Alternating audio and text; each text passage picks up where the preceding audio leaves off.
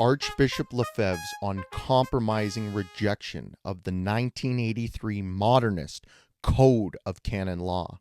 Vive le Christ roi!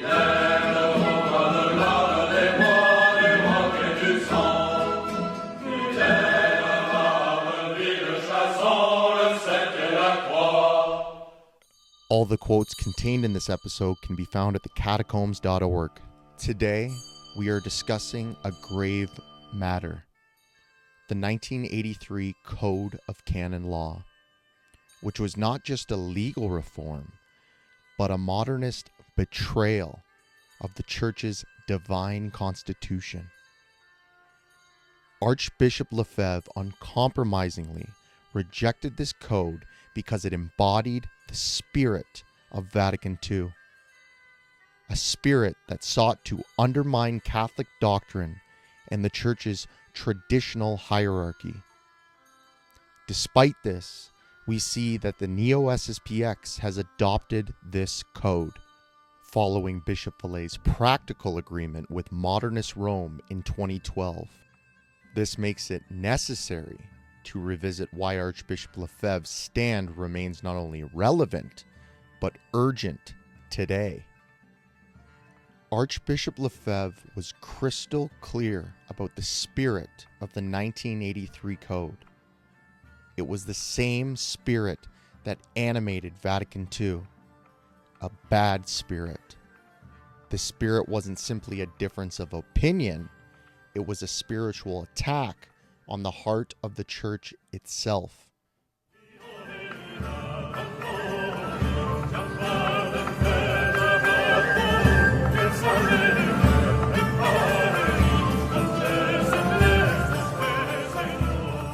In a conference held in Long Island, New York on November 5th, 1983, Archbishop Lefebvre says, "And in fact, there is even an additional obstacle, which is the new Code of Canon Law, which has been made in the same spirit I've just been speaking to you about.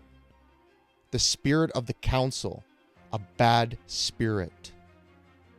The bad spirit Lefebvre speaks of is the modernist and ecumenical force that undermines the Church's divine authority, replacing it with a human-centered ecclesiology that dilutes the truth of Christ's Church.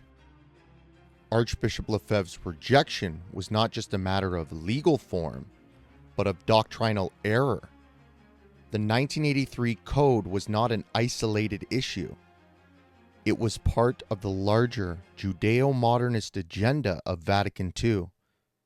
It codified into law the ambiguous ecclesiology introduced by Vatican II, creating a church that no longer stands apart from the world, but instead embraces the errors of Protestantism and modernism. In a conference in Germany on October 29, 1984, Lefebvre says, "The ambiguity of the Code's teachings leaves the truth of the Church uncertain and malleable.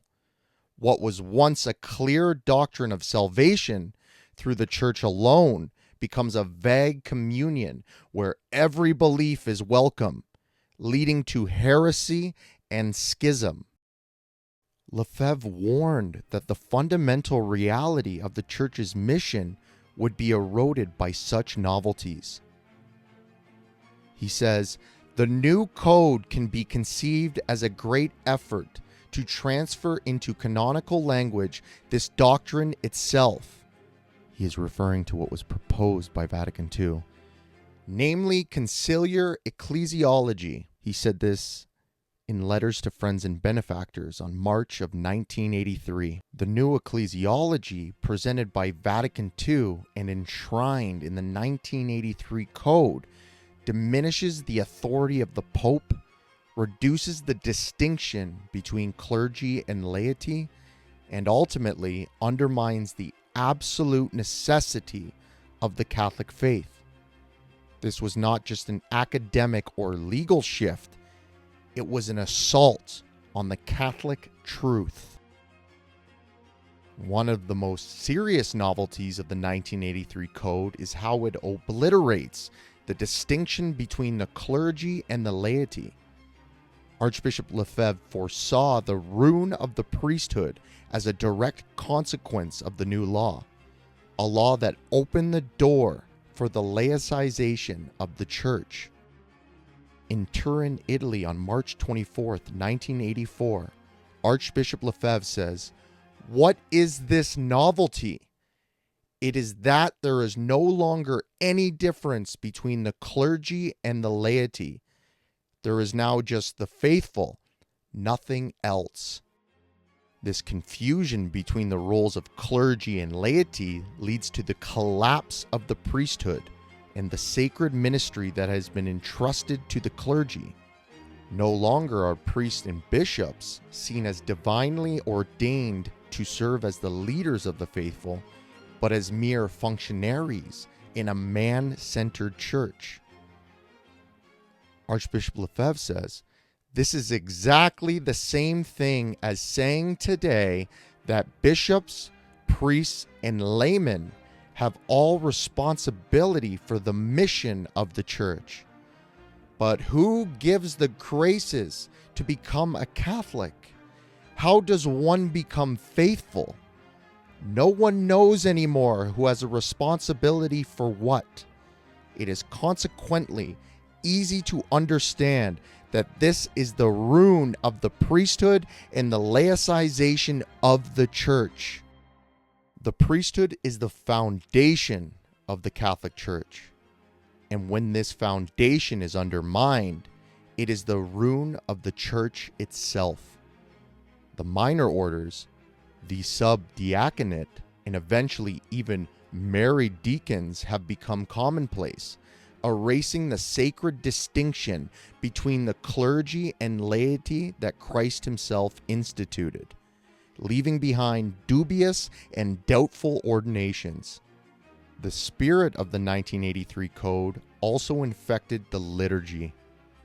Just as Vatican II redefined the Mass, so too did the 1983 Code redefine the role of the priest in the liturgy. Archbishop Lefebvre says, "It is this same spirit which inspired the changing of the canon law as that which inspired the changes in the liturgy. It is the people of God, the assembly, which does everything. The same applies to the priest. He is a simple president who has a ministry, as others have a ministry, in the midst of an assembly. The priest becomes a mere president, not a sacrificial priest leading the faithful in worship to God. The true orientation of the Mass, to give God glory and worship in spirit and truth, has been replaced with a human-centered focus." Archbishop Lefebvre says, "This new state of liturgical mind comes likewise from Vatican II. Everything is for man. The bishops and priests are at the service of man in the assembly. But where is God then?" The liturgical revolution brought about by Vatican II, which is enshrined in the 1983 Code, makes the worship of God secondary to human experience. This is a blasphemous distortion of the Church's mission, and it results in the ruin of Catholic thought. Finally, the most sacrilegious provision of the 1983 Code is its acceptance of Eucharistic hospitality, allowing Protestants to receive the body of Christ, despite their rejection of his true church. Listen to Archbishop Lefebvre here. "You know what the new Code of Canon Law permits a priest to give communion to a Protestant. It is what they call Eucharistic hospitality. These are Protestants who remain Protestant and do not convert. This is directly opposed to the faith, for the sacrament of the Eucharist is precisely the sacrament of the unity of the faith, to give communion to a Protestant is to rupture the faith and its unity. This practice, which the 1983 Code explicitly allows, is not merely a legal issue. It is a spiritual catastrophe, directly opposing the unity of the Church and undermining the integrity of the Eucharist. The 1983 Code of Canon Law is not just a legal revision. It is a profound betrayal of the Catholic faith. Archbishop Lefebvre's rejection of this modernist code was an act of resistance, a defense of the unchanging truths of the Church against the infiltration of error and heresy. The now Neo-SSPX has made a grave mistake by adopting the 1983 Code, which is a clear violation of the teachings of Archbishop Lefebvre, so uncompromisingly defended. If we are to remain faithful to the true Church and its mission, we must reject the 1983 Code of Canon Law and remain steadfast in the teachings of traditional Catholicism. On me l'apprit dès le berceau, l'histoire de Cattolino, l'histoire de Cattolino. En avant que ma Musette est vas-y d'un air de Poitou, en l'honneur des saints de l'Anjou, en l'honneur des saints de l'Anjou. C'était un saint de voiturier, les gens à grand-père sautier, les gens à grand-père sautier. Ne connaissant d'autre gazette que son vieux paroissien cuivré, et le prôneur de son curé, et le prôneur de son curé. Mais il avait ce que n'ont pas nos savants malgré leur fatras, nos savants malgré leur fatras, l'une âme pure et la sagesse que le bon Dieu donne pour rien, aux braves gens qu'il aime bien, aux braves gens qu'il aime bien.